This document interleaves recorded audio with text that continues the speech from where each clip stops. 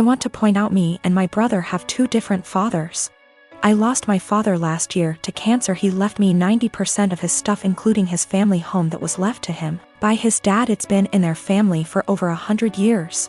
My brother and my dad didn't have a relationship, but he did leave him $10K. My mom was pissed at the will reading, but since she got $10K she couldn't do anything about it. For the past year me and her live okay together. She went on acting like it was her house like before, which I had no problem with, till in May my brother and his girlfriend moved in without even asking me. They're messy, entitled, and rude. I told them in July I want them out by September because they don't pay for anything nor wash a dish.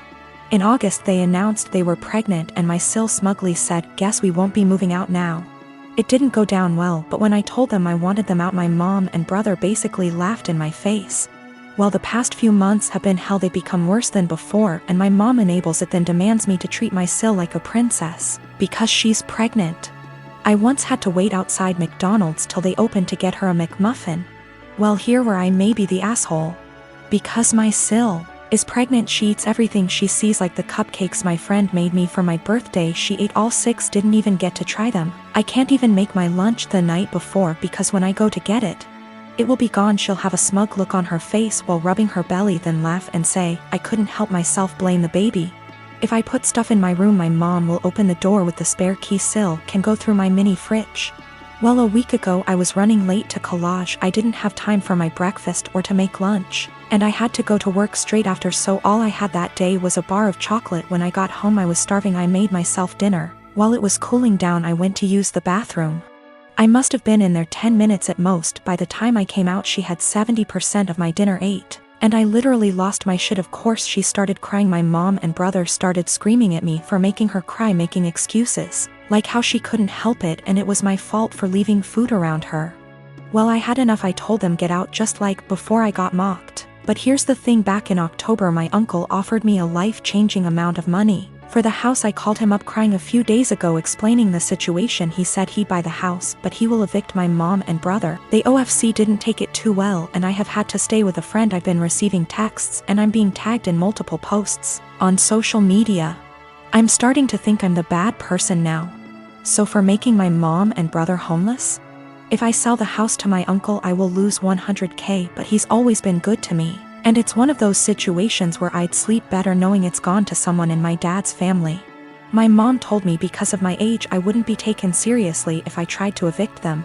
If I evict them and continue to live in the house along with the high financial costs, I don't think they'd ever let me live in peace. My mom has health issues and my sil will have to move in with her parents. They won't allow my brother, so I'd be splitting up a young family, in my mom's words. I married my wife Elise 12 years ago. She has a 16-year-old daughter, Anna, from her previous relationship, and we have a 7-year-old son as well. From pretty much the beginning of our relationship, Anna and I have never gotten along. I don't know how to emphasize that it is not because of a lack of trying. She just does not like me. When she was young she was just scared of me and afraid I'd tear their family apart. Nowadays it's more of a neutral dislike rather than strong antipathy, so I suppose that's progress. Elise is a stay-at-home mother, so she relies on me for income. As a result, I pay for everything for Anna. Food, clothes, volleyball fees, field trips. I take an interest in her hobbies. I go to her games. I'm not saying I'm perfect, but I try my damn hardest to be the stepfather I can. But it's so hard. Always giving me curt one-word responses. Always having to have an attitude. She does things to get a rise out of me. Staying out late reeking of booze. Always trying to sneak boys in. Typical rebellious stuff. But I always let her know I love her and I'm there for her in hopes of her shithead teenager phase passes. The opposite is true for her biological father. She adores him. Can't tell you why. He never goes to her games, always makes excuses for why he doesn't want to see her. He forgot her birthday last month and she cried herself to sleep. Well, anyways, Friday, I came to her room to check her phone and read her messages. Not a permanent thing, but she's been caught sneaking out twice in the last month, so this is her punishment. I ask for the phone. She says, "No, I'm tired of you checking my shit, leave me alone." I tell her I'm not asking again, and she goes, just off already. You're not my real dad. You never have been. Stop acting like you can tell me what to do before getting up and slamming the door. Like I said, guys, I'm tired. Tired of the blatant disrespect. Of being the verbal punching bag while still providing more for her than anyone else in her family. We haven't really talked since until this morning during breakfast. She asked if I could pay for her plane tickets so she could see her boyfriend cross-state.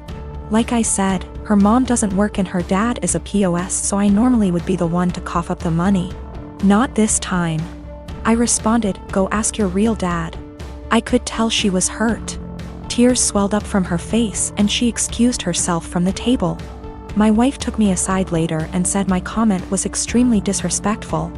I said if anything's disrespectful, it's her treating me like a doormat and a credit card. And I will no longer tolerate this treatment in my house.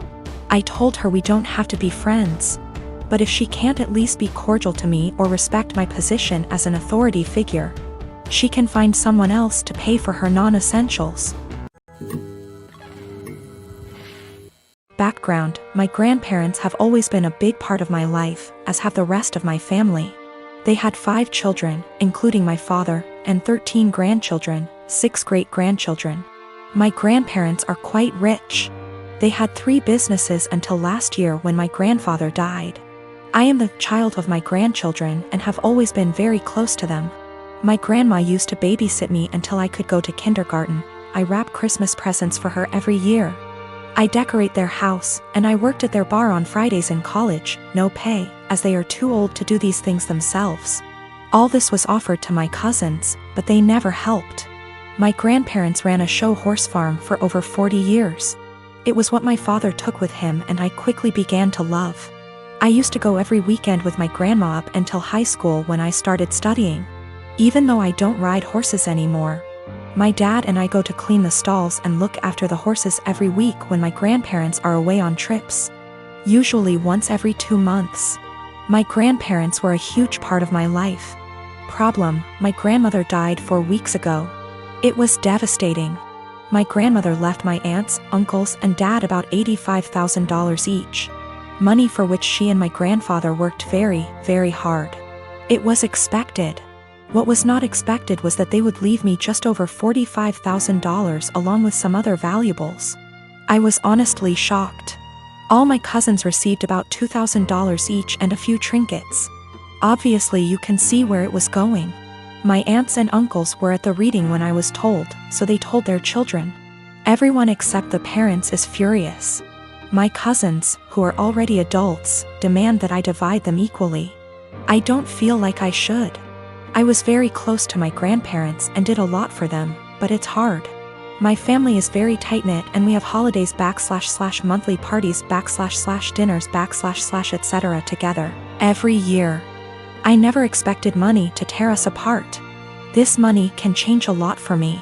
I could pay off my $10,000 student loan and put the rest into my upcoming wedding / future kids / savings account.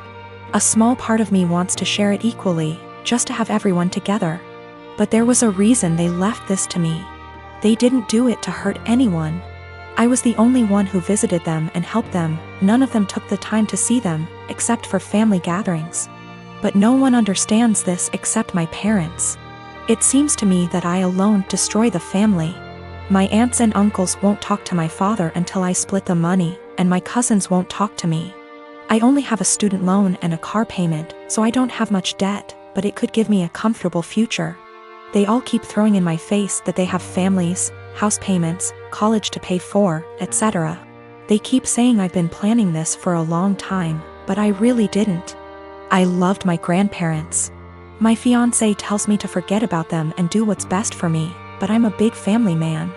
I don't want to split the money, that could really help me, but I feel like they can play with me, forcing me to choose between them and this. My parents also want me to keep the money for myself, as they think my family members are being ridiculous in demanding it. Is it right for me to keep that much? I feel like I deserve it. Is it right for me to put this money on my family? Or are the people I've been so close to all my life taking advantage of me? $45,000 versus $2,000 is a huge difference. P.S. There is more in the will than I explained. Houses, classic cars, horses, farm, land, CDs, etc. The cash / checking accounts I was given is the only thing that seems to be a problem for everyone. I have inherited more money than my cousins. They demand that I divide it equally between them or never speak to them again. I'm a professional ballet dancer for a living, but I also do some modeling in my spare time. Last weekend, I was doing a latex shoot. Before anybody says anything, it wasn't anything fetish-wise. It was just a shoot that called for wearing more uncommon types of fabrics. My outfit was a black full-body catsuit, so think of a skin-tight garment that covers from neck to toe, including gloves. If you've ever put on a wetsuit, then you can probably imagine how much of a pain it is. It's a pretty in-depth process that involves lots of baby powder, a lot of sweat, and some less than ladylike stances. Dressing usually takes anywhere from 20 to 25 minutes start to finish. I always dread it, but can't argue with the results. Anyway, my boyfriend was in my dressing room as I was getting changed.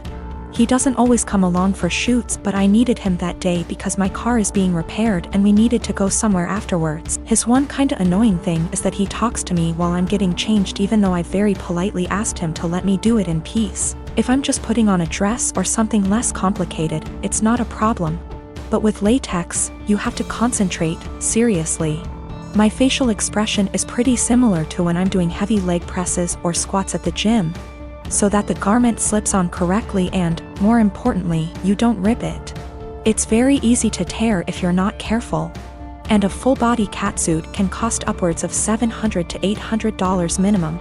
So as I'm struggling, may have been on the floor on my back with my feet up on a chair, pushing my butt up to get the garment over my hips, he won't stop talking.